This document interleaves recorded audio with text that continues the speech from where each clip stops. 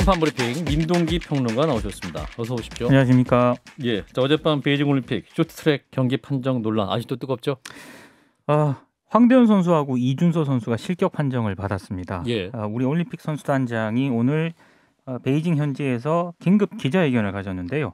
명백한 부당한 판정이다. 가능한 모든 방법을 동원해 강력하게 항의하겠다. 이런 입장을 밝혔습니다. 예. 이런 부당한 일이 재발하지 않도록 올림픽위원회 위원장을 면담해 항의하겠다고도 밝혔고요. 가능한 모든 방법을 찾아서 절차에 맞게 국제스포츠중재재판소에 제소하겠다. 이런 입장도 천명을 했습니다. 다들 보셨겠지만 어제 열린 쇼트트랙 남자 1000m 준결승 경기에서 우리나라의 황대현 선수와 이준서 선수가 각각 조 1위와 2위로 결승선을 통과를 했는데요. 예. 하지만 석연치 않은 실격 판정을 받아서 결승 진출에 실패했습니다. 결승 경기에서도요. 헝가리 선수가 먼저 결승선을 통과를 했는데 심판이 페널티를 주면서 예. 2위로 들어온 중국 선수가 결국 금메달을 목에 걸었습니다. 선수단이 이 쇼트트랙 1000m 준결승 경기가 끝난 직후에 심판위원장에게 강력히 항의를 했고요. 국제빙상경기연맹과 IOC에 항의 서한문을 발송을 했는데 예. 국제빙상경기연맹이 한국의 쇼트트랙 편파 판정 이의 제기에 즉각적으로 이제 공식적인 입장을 내놓았는데 규정에 따라서 이의를 제기할 사안이 아니다. 한마디로 이제 기각을 했는 그런 상황입니다. 예. 한국이 올림픽 기간에 국제스포츠중재재판소에 제소를 하는 것은 2004년 아테네 올림픽 체조 양태영 사건 이후 18년 만입니다. 이 국민들의 원성이 심상치 않은 만큼 그래서 정치권에서도 그 여야 후보들도 발빠르게 입장을 내놓고 있네요. 이재명 더불어민주당 후보가 어제 페이스북에서요. 베이징 동계올림픽 이 쇼트트랙 편파 판정에 실망과 분노를 금할 수 없다. 우리 선수들이 기죽지 않았으면 좋겠다. 이런 글을 썼고요. 예. 오늘도 이 제소 결정을 지지한다는 포스팅을 일단 썼고 네. 그리고 오늘 뭐 기자들 질문을 받았는데 그 기자들 질문을 받으면서도 중국의 동계올림픽이 동네 잔치로 좀 변질이 됐다. 중국 당국의 성찰이 좀 필요한 부분이다. 이렇게 좀 언급을 하기도 했습니다. 네. 그리고 윤석열 후보도요. 이번 올림픽 상황을 보고 우리 아이들이 공정이라는 문제에 대해서 많이 실망하지 않았을까 걱정이 된다. 이렇게 얘기를 했고 국민들의 반중 정서에 대해서는 대통령이 되겠다고 나선 사람으로서 특정 국가에 대한 반대 감정이나 이런 것을 언급할 수는 없다. 이렇게 얘기를 했습니다. 안철수 후보도 오늘 자신의 페이스북에서 중국의 더티 판정을 즉각 취소하고 대한민국의 금메달을 돌려줘야 한다. 이렇게 얘기를 했고 심상정 정의당 후보도 역시 페이스북을 통해서 석연치 않은 판정으로 올림픽 정신이 훼손이 되고 있다. 진정한 승자가 누구인지 우리는 다 알고 있다. 이렇게 글을 남겼습니다. 예.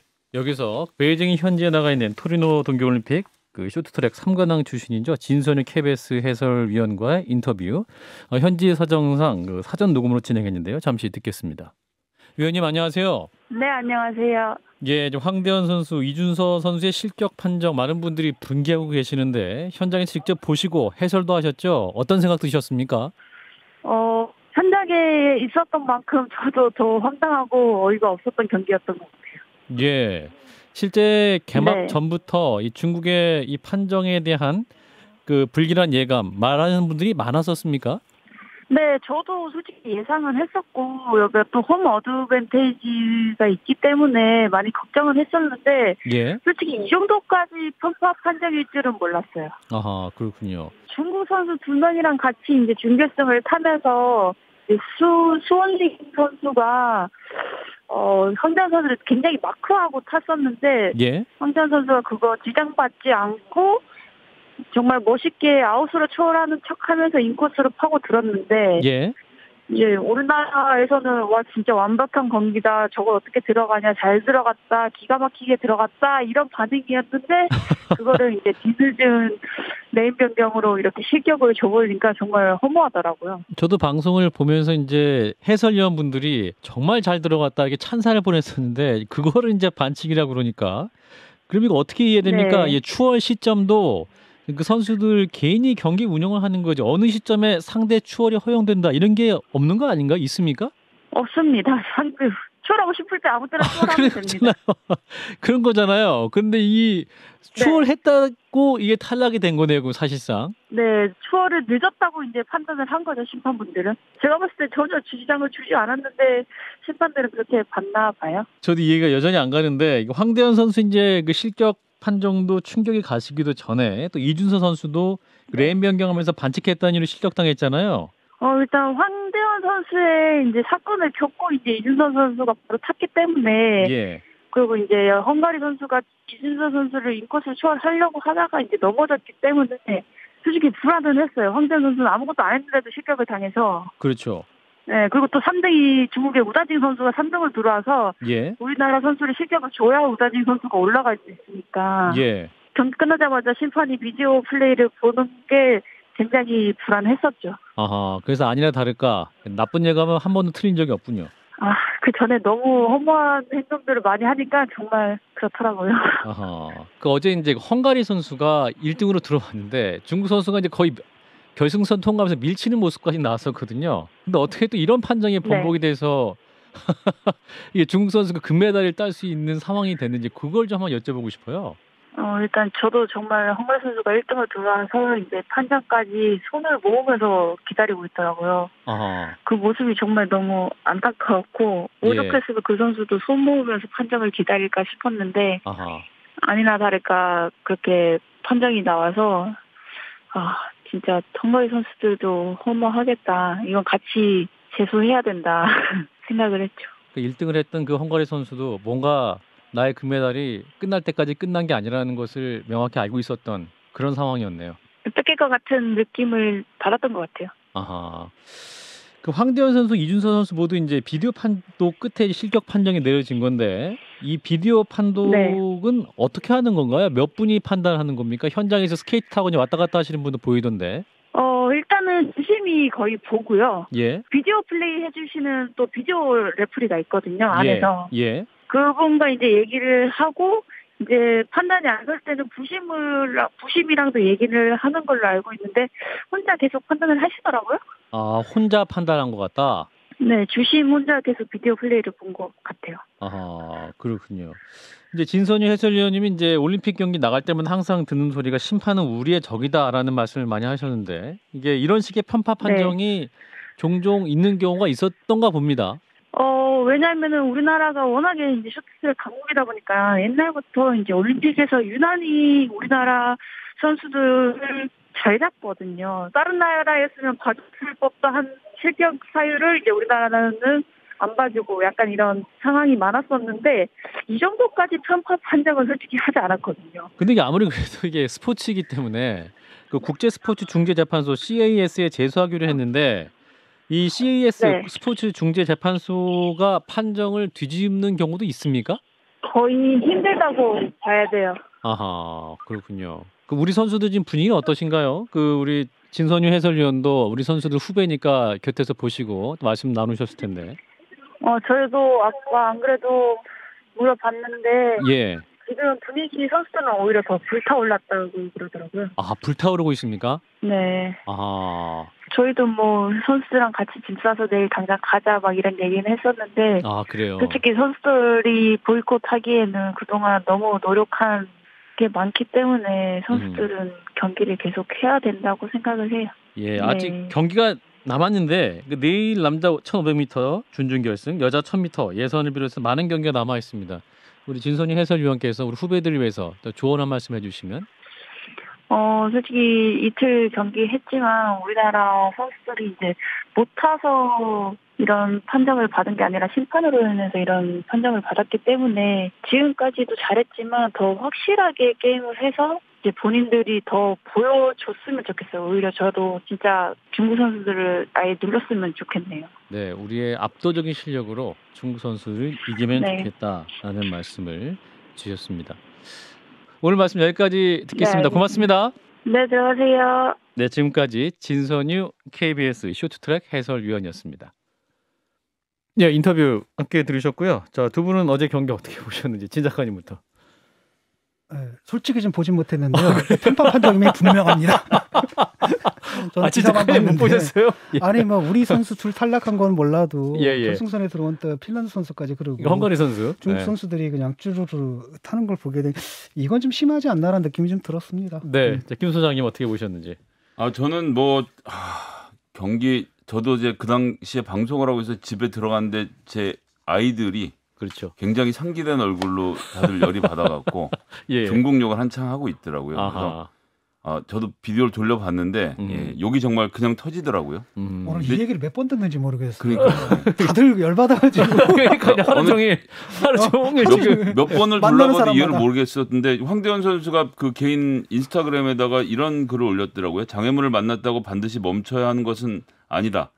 벽에 부딪힌다면 돌아서서 포기하지 마라. 어떻게 벽에 오를지, 어떻게 벽을 뚫고 나갈 수 있을지, 또는 돌아갈 방법은 없는지 생각하라. 이게 이제 마이클 조던이 했던 명언이었는데 이걸 올려놓은 것이 이 벽을 뚫고 나가겠다는 의지를 불태우고 있는 거 아닙니까? 돌아서라도 우리 한국 선수들 계속 전진했으면 좋겠습니다. 네, 그래요. 지금 다시 불타오르고 있다고 하는데 멋진 선전을 기대하고 우리 청취자 여러분도 블랙 코믹 올림픽이다. 최정우님, 심은하님은 맥 빠져서 선수들 경기하겠습니까? 힘내라는 메시지 주셨습니다. 자, 이 가운데 정치권들이 이제 또 반응을 내놓고 있는데 두 분이 가장 주목하신 멘트는 뭐였는지 진 작가님부터 말씀 주시죠. 일단 좀 걱정을 했거든요. 이게 예. 또 정치인들이 또 선거 때라서 이 혐중 발언으로 나가지 않을까. 그런데 각 후보들 발언 보니까 멀쩡해요. 무난한 것 같고 예, 예. 윤석열 후보 같은 경우 가장 걱정됐는데 네. 대통령이 되겠다고 나선 사람으로서 특정 국가에 대한 반대 감정이나 이런 것을 언급할 수는 없다. 아주 적절하게 발언을 했고요. 예. 다만 국민의힘 아무래도 김성애 소장이 지금 지적을 하셨지만 친중 정책의 대가 뭐 이렇게 언급하는 건 좀 모자라 보여요 사람들이. 이게 뭐 옛날에 민주당에서 하던 죽창가 타령의 국민의힘 버전이거든요. 그러니까 국민들 IQ를 모르보는지 좀 이런 짓 좀 안 했으면 좋겠거든요. 예. 자, 김성애 소장님. 가장 잘 말씀하신 분은 윤석열 후보죠. 예, 같은 부분입니다. 대통령이 되겠다고 나선 사람으로서 특정 국가에 대한 반대 감정이나 이런 것을 언급할 수 없다. 이런 태도를 좀 꾸준하게 유지해 주시면 좋겠는데 예. 사드 배치, 멸공, 그다음에 주적은 북한, 그리고 최근에 여성에 대한 성차별은 더 이상 구조적 차별은 없다까지 포함해서 지금의 이 말씀대로 대통령이 되겠다고 나선 사람이 특정 국가에 대한 반대 감정이나 이런 것을 언급할 수는 없다. 중국 동포들이 우리나라 보험 제일 비싸게 가져가는 사람 중에 10명 중에 8명. 이런 발언이 이제 이런 것에 해당하는데 이런 부분을 좀 조심하시면 이 발언대로만 해주셨으면 좋겠습니다. 예, 그래요. 자, 올림픽 아직 많이 남아있기 때문에 우리 선수들 선전을 기대하고요. 자, 정치권 소식 들어보죠. 일단 지금 방금 들어온 속보는 이낙연 전 대표가 민주당 선대위 총괄 선대위원장을 맡게 됐다라는 소식이 들어와 있는데 일단은 그 대선과 같은 날 치러지는 전국 5곳의 재보궐선거 그 대진표 윤곽이 드러나고 있군요, 점점. 5곳이 서울 종로, 서초갑, 그리고 경기 안성, 충북 청주 상당, 대구 중남구 이렇게 5곳인데요. 예. 민주당은 서울 종로, 경기 안성, 청주 상당에 무공천을 이미 결정을 했고요. 국민의힘 역시 곽상도 전 의원 사퇴 책임을 지는 의미로 대구 중남구에 공천을 하지 않기로 했습니다. 네. 근데 국민의힘에서는 원래 그 5명이 종로에 공천을 받기 위해 나섰는데 당 차원에서 전략 공천을 결정을 했습니다. 예. 후보군은 언론 보도에 따르면 원희룡 전 제주지사하고요. 최재형 전 감사원장 2명인데 여기에 정치 신인이 등장할 가능성도 있다. 이런 보도도 지금 나오고 있습니다. 예. 그리고 충북 청주 상당에서는 김기윤, 윤갑근, 정우택 3명이 경선을 치르도록 했고요. 경기도 안성 같은 경우에는 김하경 전 의원이 단수 추천이 돼서 사실상 공천이 확정이 됐습니다. 예. 가장 경쟁률이 많은 서울 서초갑 같은 경우에는 10명이 공천을 신청을 했는데 이 중에서 10명이 신청을 했습니다. 그런데 예. 이 중에서 정미경 당 최고위원하고요. 이혜훈 전 의원, 전희경 서초갑 당협위원장, 그리고 조은희 전 서초구청장, 전옥현 전 국정원 제1차장 등 5명이 경선을 벌이기로 했습니다. 예. 근데 조은희 전 구청장 같은 경우에는 이 당의 만류에도 불구하고 구청장을 사퇴를 했거든요. 이번 보궐선거에 출마하기 위해서. 예. 그래서 페널티가 일단 주어질 것으로 보이고요.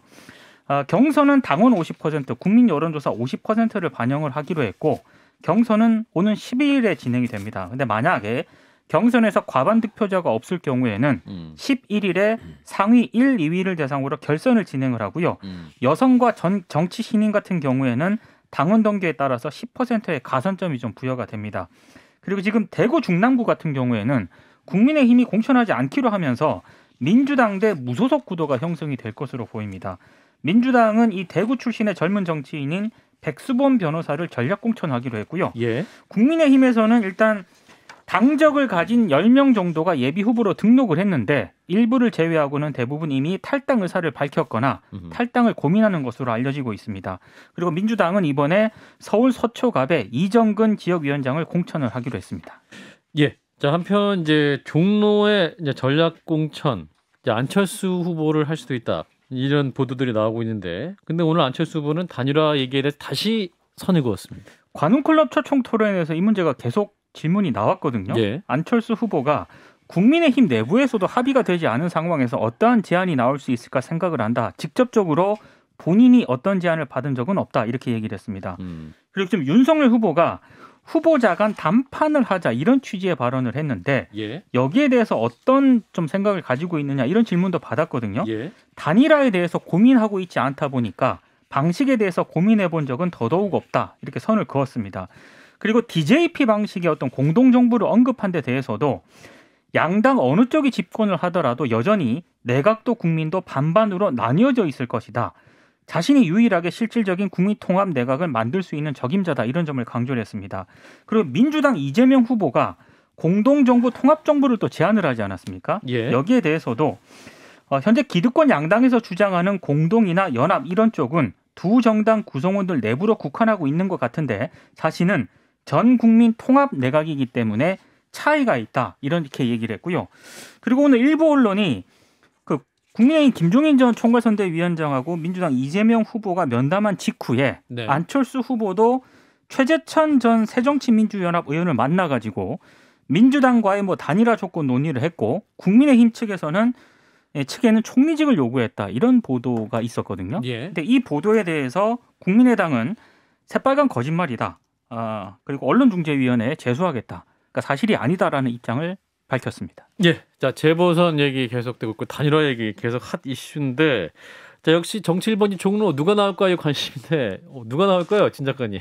잘 모르시겠죠. 아니 저 전략 공천한다 그랬는데 네네. 그러니까 결국 이제 원희룡 아니면 최재형인데 네. 저는 좀 원희룡 쪽이 가능성이 더 크지 않을까라고 원희룡 막연히. 본부장이다. 사실 근데 근거는 될 수가 없습니다. 뭔가 알고 계신 게 있습니까? 아니 알고 있는 건 없습니다. 근데 이제 막연히 그럴 것 같아요. 막연히 감. 왜냐하면은 파괴력이라는 측면에서 예. 아무래도 최재형 원장 같은 경우에 경선 과정 속에서 이렇게 두드러지지 못했거든요. 예. 반면에 이제 원희룡 후보 같은 경우는 굉장히 파이팅이 있었잖아요. 그리고 네. 지금도 열심히 잘 도와주고 있고 그래서 약간 러닝메이트 개념에는 원희룡 후보가 더 잘 어울리기 때문에 그리로 가지 않을까라고 막연히 진 작가님의 내피셜입니다. 내피셜입니다. 자, 김 소장님은 이하 동문입니다. 두 분이 서울대 법대 검사 출신이기 때문에 호흡이 잘 맞을 것 같아요. 윤석열 후보와. 근데 네. 언제적 검사야? 원희룡 검사한 게 언제적 얘기인데. 근데 권영세 의원도 서울대 법대 검사 출신이고 그 당 선대본에 유난히 서울대 법대 검사들이 많아요. 그러니까 프레임을 좀 이렇게 좀 개연적으로 좀. 예, 일단 그렇고요. 또 안철수 후보 얘기, 단일화 얘기 2부에서도 좀 하겠습니다만 이 단일화 얘기는 지금 이준석 대표 단일화 가당치 않다. 그리고 권은희 원내대표는 0%다. 이렇게 얘기하고 있는데 그래도 뭔가 물밑에서는 꿈틀꿈틀거리고 있네요. 진 작가님. 단일화가 되려면은 윤석열이 흔들려야 되거든요. 예. 근데 지금 이제 김혜경 씨 사건 때문에 지지율이 많이 가라앉았잖아요. 이게 이재명 다시 후보의. 이제 만약에 이제 떠오를 수도 있고 안 떠오를 수도 있는데 떠올라가지고 사실 설 직전 상황까지 간다면은 예. 단일화가 이제 그 급물살을 탈 텐데 네. 저는 이 단일화라는 게 이제 그 여론조사 단일화 이런 건 좀 힘들 거라고 봐요. 예. 다만 그러니까 결국은 이제 윤석열로 단일화가 될 텐데 그랬을 때 그 형식을 어떻게 해야 되냐면은 제가 볼 때는 사실 윤석열이 만약에 정권을 잡는다고 하더라도 네. 이 통치가 불가능하거든요. 소수 정권이에요. 지금 그 중도층도 상당히 안 붙어 있는 상태거든요.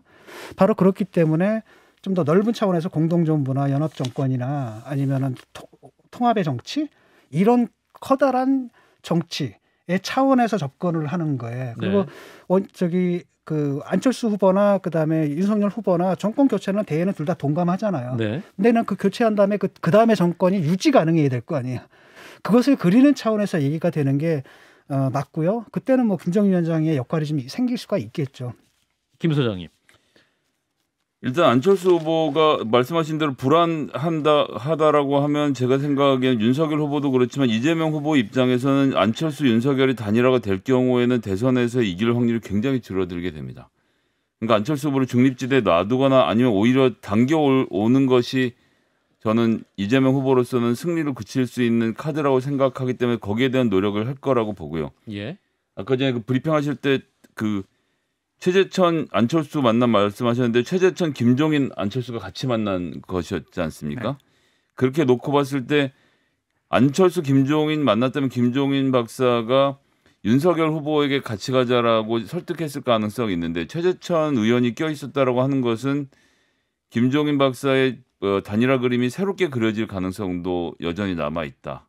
즉 이제 이재명 후보의 단일화의 가능성도 봐야 되는데 문제는 안철수 후보의 지지 기반입니다. 호남을 중심으로 해서 지금의 민주당과 다른 정치를 하자는 분들이 많이 계신데 이분들 같은 경우는 안철수 후보가 국민의힘으로 가야 호남에서의 자기들 세력 차지를 하는 게 가능하기 때문에 안철수 후보가 이재명 후보와 단일화를 하려면 본인의 지지 기반을 상당 부분 덜어내야 되는 부담이 있어서 이재명 후보에 이것이 도움이 될 것인가 이런 복잡한 계산들이 서로 지금 한참 오고 가고 있는 상황으로 보여집니다. 그런데 김종인 박사님께서 윤석열 후보에게 굉장히 화가 나 있다. 이거는 팩트인 것 같습니다. 맞습니까? 너 자꾸 이러면 내가 약간 이런 뉘앙스를 지금 품고 계신 게 아닌가. 민주당에서 진작가님. 그 김종인 위원장이라든지 또는 안철수 후보와 단일화 이 부분은 이제 꿈을 깨는 게 좋을 것 같아요. 왜냐하면 그 나중에 안 좋거든요. 그 반대로 결과가 나타나면은 그 중도의 상징으로 만들어버리면 안 돼요. 그쪽이 붙었다는 얘기가 돼버린단 말이죠. 그러니까 저 같으면 그렇게 안 할 것 같아요. 자, 김종인 전 위원장님 말씀을 두 분이 하셔가지고 네, 곧 모시도록 하겠습니다. 자, 한편 이재명 후보 부인 김혜경 씨, 그 제사 음식도 비서에게 나르게 했다라는 추가 의혹이 등장하고 있습니다. 어제 이제 JTBC가 보도한 그런 내용인데요. 경기도 총무과 공무원이었던 A 씨 지난해 3월 상급자인 배모 씨의 지시를 받아서 전과배, 사과, 황태포 등 제사 음식을 구입을 했고 이걸 경기 성남시 순회동 이재명 후보 자택으로 나르는 심부름을 했다 이렇게 주장을 했습니다. 예. 이 A 씨가 제사 음식 심부름을 한 날은 이재명 후보 모친의 음력 기일인 것으로 나왔는데요. 현행 규정에 따르면 지자체장 배우자는 물론이고 가족의 사적 활동에 공무원 수행이나 의전 지원은 금지가 돼 있습니다. 예. 그리고 A 씨 주장에 따르면 제사 음식을 구입을 하면서 또 따로 결제를 하지 않았다라고도 했고 이 A 씨는 JTBC 측에 과일집에 가면 전용 장부가 있었고 경기도에서 왔다고 하면 그냥 가져가게 했다라고 주장을 했습니다. 예. JTBC는 이 A 씨가 이재명 후보 모친 제사 음식을 구입한 날 경기도도 같은 과일 가게에서 내방객 접대 명목으로 업무 추진비 43만 원을 썼다라고 보도를 했는데요. 만약에 공금으로 제사 음식을 구입을 한 건 아닌지 규명이 필요해 보인다 이렇게 어제 보도를 했는데 예. 관련해서 경기도는 이렇게 해명을 했습니다. 지출 결의서와 전표를 통해 해당 점포에서 구매를 했고 목적대로 사용했다 이런 입장이고요. 민주당 선대위는 제사 음식은 이재명 후보 사비로 구입했다고 밝혔습니다. 이 총무과 공무원 A 씨는 그 7급 공무원과는 다른 분인 겁니까? 그분이 맞습니까? 네. 예.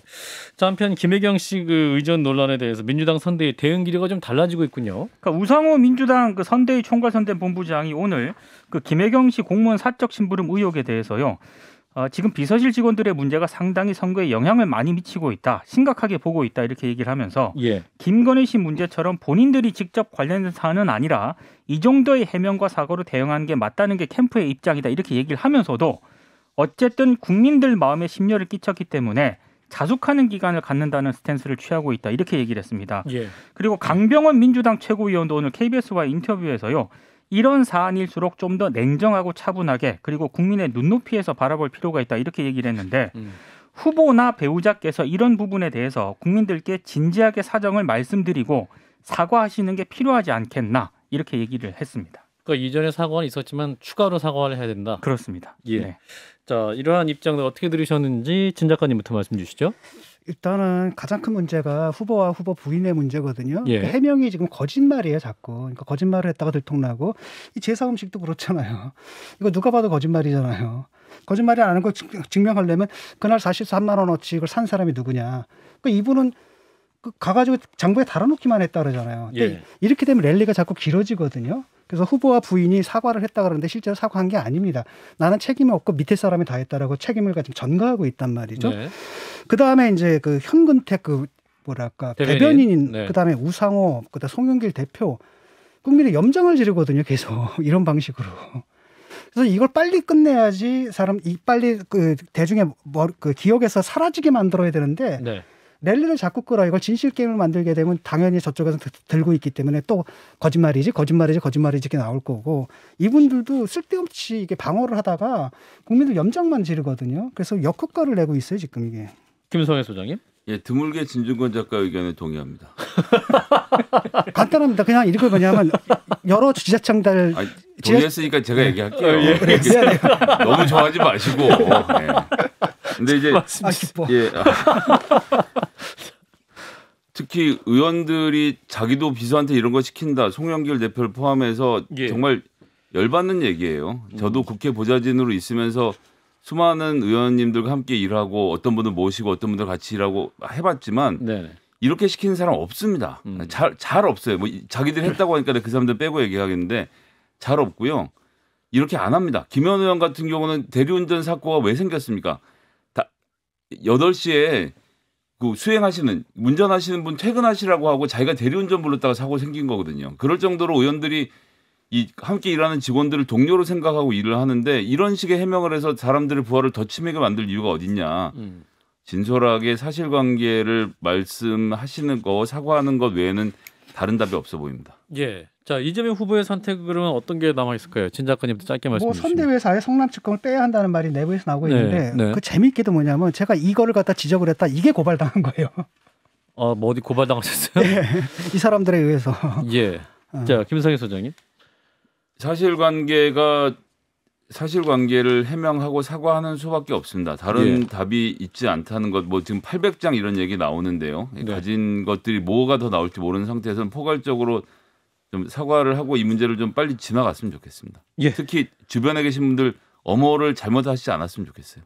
예, 여기까지 듣고 2부에서 추가적인 논의를 또 진행하도록 하겠습니다. 민동기 평론가였습니다. 고맙습니다. 고맙습니다.